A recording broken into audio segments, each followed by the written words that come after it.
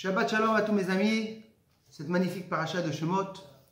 Il y avait une fois une personne, on l'a emmené en haut dans le monde en haut, pour lui montrer un petit peu son histoire. Et tout d'un coup, il voit comment il marche, et il voit un nombre à côté de lui. Et il se rappelle, c'est les bons moments qu'il a eu, Baruch Hashem.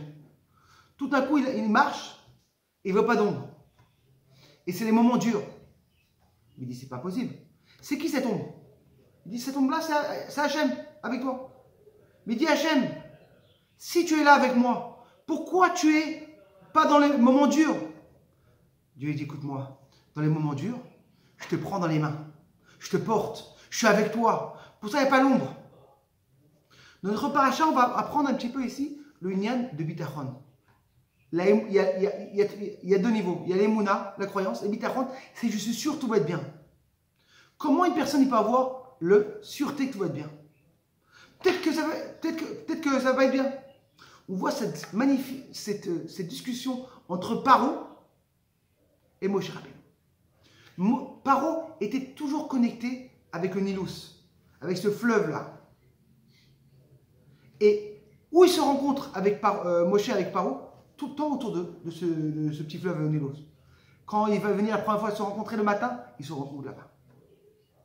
Quand les premières plaies qu'il y a eu, il vient du Nilos. On voit que tout le temps, même Moshe Rabbeinu, son nom il est connecté avec le Nilos. Comme on dit, on va le sauver du Nilos. Mais pourquoi c'est toujours connecté? Parce qu'en vérité, Paro, il te dit, moi je crois que à la nature. J'ai mon fleuve, ça me fait pousser tout ce qu'il y a dans le pays. Moi je crois à la nature. Moshe dit non. La nature, c'est sûr qu'il y a la nature. Mais si tu n'es pas connecté, tu ne mets pas ta prise d'électricité, tu ne peux rien avoir. C'est Hachem qui est plus important. Et cette grande discussion entre Moshe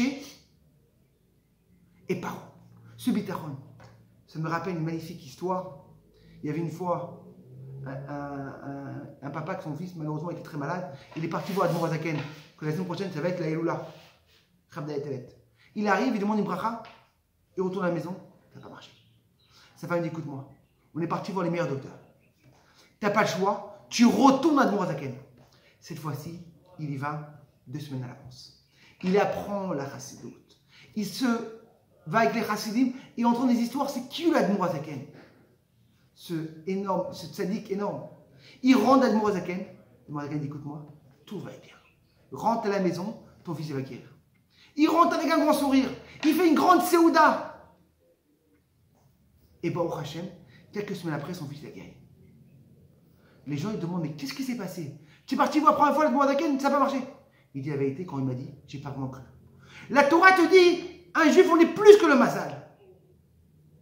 Mais un juif, quand il a la bitachon, la croyance, très good, dans un good. Pense bien, ça sera bien. Quand une personne a une croyance, ça change les choses. Comme une fois c'est arrivé. Je vais rater le train. T'arrives, tu rates le train. Comme une fois on a dit, on va avoir le train.